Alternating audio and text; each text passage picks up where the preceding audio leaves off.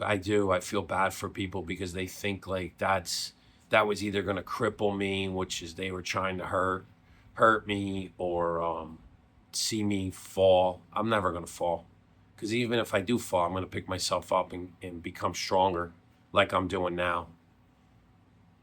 I have a great support system. I can't tell you enough. Between my brothers, my sister-in-laws, my own kids, I got 5 beautiful kids that all love me to death, all treat me with respect. They all listen. They may not always agree with what I have to say, but they do listen. And I got a small circle of friends now that I communicate with. Very, very small. Some older, some younger, and some my age. But it's small. Because it's funny, when everything was going great, and I was the lunatic, partying, everybody was around, everybody wanted to hang out with me. Since all that happened, I very rarely hear from all those people anymore. Very rarely. It's interesting how life works. So did they like me for me? Or did they like me because I was fun to be around and I had money and I was fun to party with? I know one thing.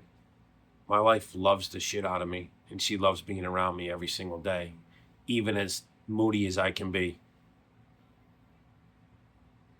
That's for damn sure. Every single day she loves spending time with me. And I feel the same way. I feel the same way. I do miss my kids. I wish they were all here with me. That's me being selfish, but I think every parent feels that way, especially as they get older. But they have their own lives they have to live. And it's as soon as things turn the corner a little bit, I'm going to travel a little bit more to go make sure that I spend time with them. And our 11-year-old here is thriving. You know, he is doing amazing things. I'm watching him become a young man. And I like to share this with you because we're a huge baseball family, but we're a huge sports family because our 11-year-old decided, you know what, I'm going to take a break from baseball, which I love, because he's been playing it since he's been 7. And, I think he's just tired, burnt out a little bit. Florida, you can play baseball year round, and it's nothing that he needs to do. And here's the other thing. He decided that he's going to take up golf. And we've been playing over the last 2 weeks. Well, he's mostly been playing. And I'm telling you, his golf swing is amazing. Truly, truly amazing. And I'm watching him smile and have fun. And he wants to work at it. So I know this is more his speed, probably his path, which is fantastic. What I've learned over the years too is that because I play baseball doesn't mean that my kids have to play baseball. I mean, do I love watching my kids play? Of course. But will I love watching my son play golf? Absolutely. He's competing. That's what I care about. He's competing and trying to get better. And he wants to win. That's what life's about. I told him, I don't care if you want to become the best chess player in the world. You just have to make sure you work at it and love it. I said love it, not worship it. There's a difference. Because that keeps you in balance. When you worship something, you get out of balance. I've watched a lot of guys, even in my industry, and guys that I knew up north, worth $200-300 million, right? And does not have balance. Worships money.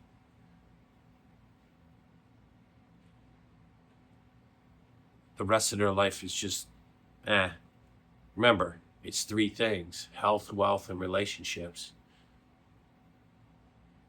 You got to work on all 3 of them, and that's a full-time job. That's a full-time job.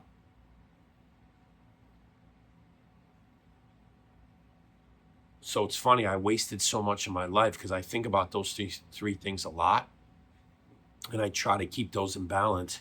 But I think about all the time I wasted partying and doing shit that was not healthy,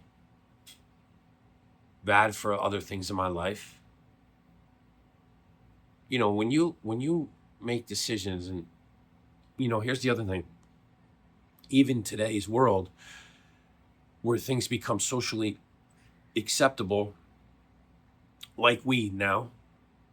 So, and I have to tell you, I'm so blessed. My oldest son, it's been 1 year of him not being around any of that stuff, and I know he was doing it for a very long time. He's got a brain like mine though, so like once he shuts something off, it's over. I say we're always blessed and cursed, but when we do things, we usually do them to the 100th power. So blessed and cursed, but like when he's in, and I get that from my dad, and my kids get it from me, which is descent from my pops.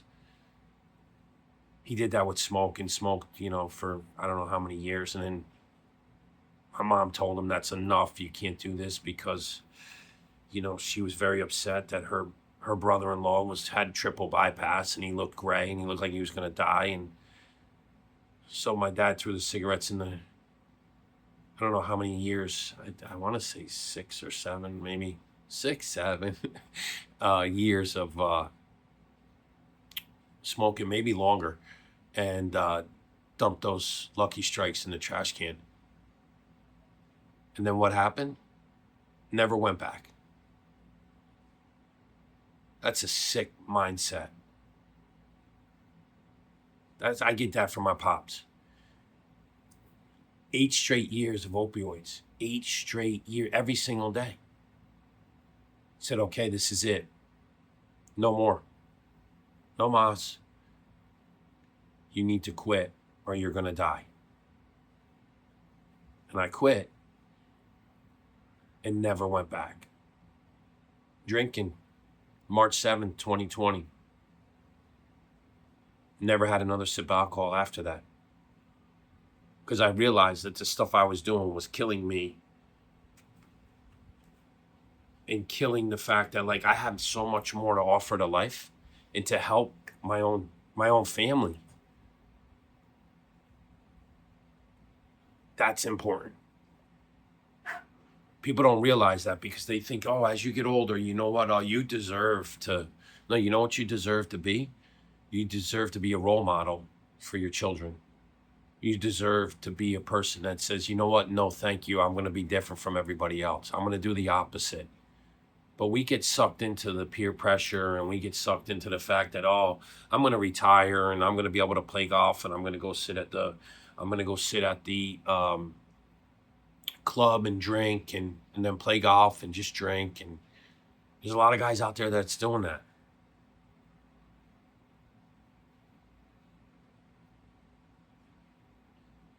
And a lot of women think that retirement, that's what it's supposed to be. I'm supposed to retire and I'm supposed to just go out. Most people can't control, just have 1 or 2 or even 3 drinks. It's on for the day.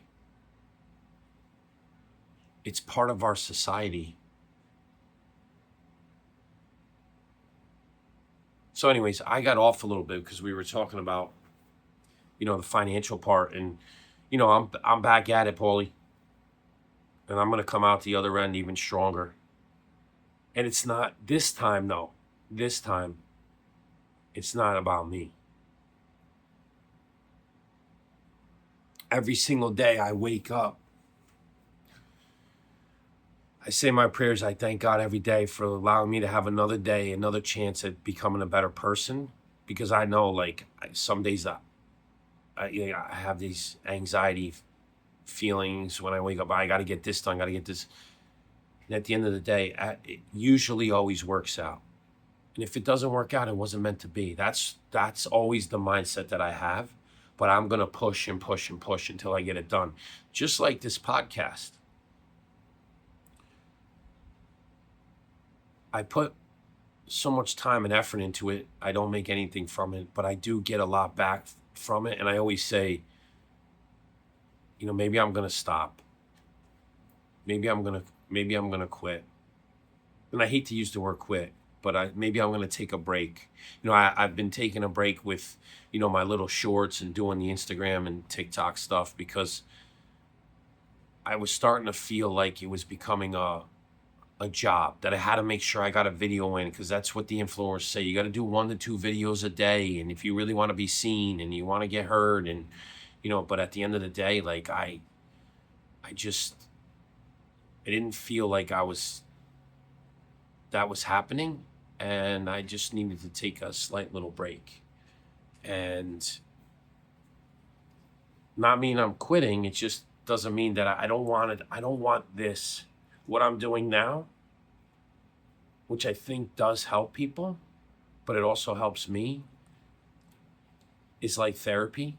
And I don't want it to feel like a job, because then when I get frustrated, I start thinking of, well, I'm not even getting paid for this. And then it becomes a selfish thing, right? So like, I have to remember that I'm doing this for me, but I'm also doing it to help others. And like I said, if I could touch one person's life with this, which I have, multiple people have come up to me and said, you need to keep doing this, keep doing what you're doing. I have friends that, tell me all the time, keep doing what you're doing. This is amazing. You got to keep, and Paulie's one of my biggest fans. That's why I keep bringing him up today, because he wants me to do these backyard talks. He wants me to keep going deeper into these stories, but yeah, I really think that I need to do this, but I'm going to do it on my time and not some scheduled time. So here's the other part of this. Sometimes I've been launching videos every Friday. They may not come out every Friday now. They may come out like just whenever they come out. And I don't know if I'm going to lose followers. I may, but maybe I gain some. I don't know.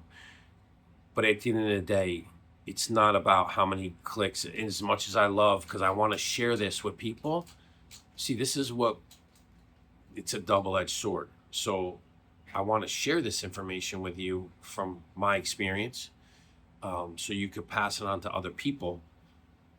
But I want to do it on my time. So if it's not done on every Friday, then maybe I do lose some people, but then maybe I do gain some people. And then I'm always in the competitive mode where I got to make sure I get this done. I've been goal driven since I was a little kid.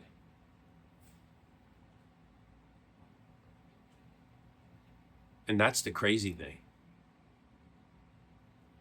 Like wanting to win every single day. But the difference this time is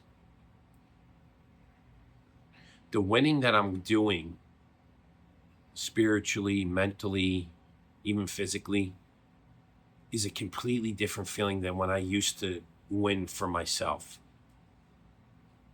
Again, that goes back to what I was saying about when I wake up in the morning, because, after my prayers, I always say, okay, Thomas, you need to put yourself last every single day. You want to be an alpha male? You want to get your message out there? You can't be a hypocrite. You need to put yourself last every single day. That includes my dogs. Like, I feel bad if I don't take my dogs for a walk. We have to do it at certain times now because it gets so hot out here. But they deserve that too. So sometimes I give up my own stuff, where in the old days, I would have been like, screw you, I'm going to go play golf for 5 hours, and then I'm going to go sit in the club and I'm going to have drinks, and then I'm going to go do whatever, and then I'm going to make tons of money, so that kind of takes care of everything. Not really. Because when you do put yourself last, you realize you don't have that much time throughout the day. Because since I've changed my lifestyle and since I've been doing this, time has been flying. Like I said, like 4.5 years of making no money or very little money that instantly went out the doors for multiple reasons. that were out of my control.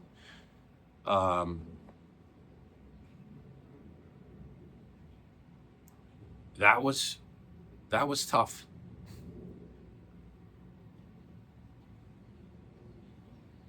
But then I stop and think about somebody that actually, you know,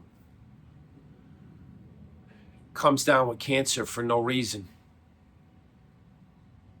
And all of a sudden, has 4 months to live. That's bullshit. What I'm going through is nothing, because you can always fix that stuff. See, like even today, right? Here's a perfect example. The old T would have been so pissed. I just want everybody to know. And another guest on, Maria Peters. She's a therapist, does amazing things. She had a beautiful upbringing, but a rough upbringing. She was bullied a lot. She was just a lot of her backstory, but you guys will listen to her story. The reason why I bring her story up is that I did a Zoom call with her, and for some reason, I paused it and then started it again. Again, this is technology. I love it and hate it. It's kind of like this tug of war that I have with technology. And then I restarted it, and I filmed for an hour and 26 minutes, but at minute 54, it glitched. I don't know why. Ethan doesn't know why. It's just one of those things. That's frustrating, because now I have to go back and then sit with her again, which is not a problem. She's a wonderful young lady, but it's just more time, more effort. And again, in my eyes, like, I'm not getting paid to do this. And then why is this happening like this? I always say this, why does this happen like this? What is God trying to teach me here? Well, again, the old T would have been livid, and I probably would have stopped doing this and been like, fuck this, I'm tired of this. This is like what? The new T goes, okay, well, it's not that much time extra. You just take, 30 more minutes out of your day, squeeze her in, we'll fix it and make it better. I just think that what I've learned is patience. I'm not great at, like, I just had this conversation with my mom 2 days ago. And we talk about the Delvecchio family and patience, not great, actually horrendous. All my brothers, my dad, like very bad. Even my mom, she's a saint, but her patience are not great. So I've come to realize that sometimes you got to take a deep breath and be like, there's a reason why this happened. I'm not happy about it, but I also can't control it, right? So it goes back to that whole saying, control the controllables. I'm not a tech guy, so I don't know how to fix the glitch. I wish I did, but there's only so much I can learn in a day. So it is what it is. Her story needs to get out there, so I need to go back and fix it. But that's what life's about. See, everybody thinks, everybody wants to be rich. Everybody wants to be an influencer. Everybody wants to be successful. But most people don't have the dedication to do that. Remember what I tell everybody, motivation is easy. So let's go through that. Motivation, okay, let's talk about our health part of it. Everybody's like, motivation, I want to lose 25 pounds. Well, that's great. They lose the 25 pounds, and then what do? They go they revert, and everybody's like, you look amazing, And what do? They stop going to the gym. They go back to their old eating habits. They go out to the bars, they drink, and then what happens? They put on 30 pounds, and they look like shit. The dedication is the key word. Dedication means you've made lifestyle changes. Dedication means the days that which I've been kind of going through this right now with the gym, because I've been busy with so much other stuff. And then I was also squeezing trying to do golf with Mason. My gym time has kind of gotten cut short, and I'm losing that motivation to want to be there like I usually do. That's part of life, but do I go? I absolutely go. And even the days that I don't do cardio, which most days I do, but the days I don't, I still do the sauna, which is like a cardio workout. And it kicks your ass. And it's good for me mentally, because I know that means I beat what I was supposed to be doing. I beat myself, because if I didn't go, I would have just gave myself a free. Everybody gives themselves free passes, or they cheat. This is what I'm teaching my 11-year-old. You're playing an individual sport right now, okay? An individual sport. The only one that knows if you cheated is you, until you get into a real match and there's people watching you. So don't cheat. Like, so what I mean by that is, if I stay in the cart and I can't see the ball physically go in the hole, don't say that you got a 5 when you really got a 6, because you got to tap it in from 2 inches. You're cheating yourself. Don't say you're going to work out for 30 minutes on the bike and then at 28 you stop. You cheated yourself. Push yourself to 33 minutes and be like, I beat it. What you're doing is creating first of all, great work ethic, and then you're teaching your mind to overcome and overpower that shit, because we quit so easily on everything. That's why David Goggins is just a savage. People should listen to him. But we quit so easily on everything. Like, I always do that with my push-ups. I'm like, in between sets, I try to do 30 or 40 push-ups. And sometimes I'll do 50, knowing that at 40, I got to 40 and I'm pretty tired, but I push myself on purpose because I know I can do it. And guess what? I get to 50. I probably could do 60. That's why that's why Navy SEALs are taught to be like that. They're savages. And that's, if you're just a little, and I'm stealing a page from Dana White's book. He says, if you're just a little bit of a savage, you can take over this world, because we're so soft. We've created so many soft people. And I don't mean like, oh, you have to go out and fight people and be a tough guy. I mean like, just outwork people. I'm watching my oldest son, Tommy, do that right now. Oh my God, he's running circles around people, and he just started in sales. You know why? Because I taught him, first of all, his career, his baseball career, let's talk about that. His baseball career, he battled his whole freaking life. That kid was never given anything. He worked for every single possible thing he could ever get. And guess what? It didn't take him until his 5th year as a senior. And by the way, changing his position from shortstop, second base, lefty stick to a pitcher in college, which is another amazing feat, to barely seeing the field, to going and setting the saves record at the school, single season saves record, most appearances in the season, leading his team to the College World Series. They'd never been there. And guess what that did? That gave him the book for life, because he's always had to work 10 times harder than everybody else and overcome a lot of shit.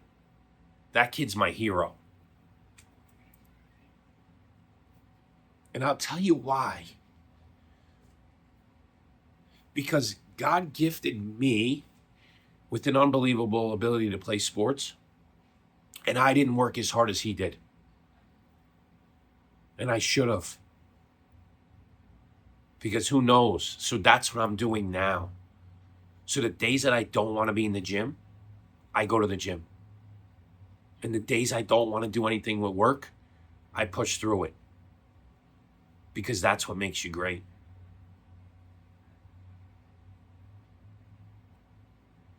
Paulie, I leave you with this. Health, wealth, and relationship. Do you have the balance? Number one. Number two, are you trying to work on all that stuff? Because we have a tendency not to want to do that. We get fixated on just one of those.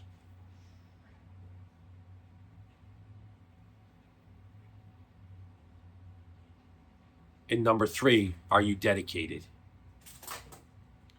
Because if you're dedicated, you're always going to win. God bless you all. I love you. Continue liking, continue subscribing. Please. We're trying to grow this Kaizen Cast family into an army. And I'm only doing it organically. Stay tuned. I love you all. God bless.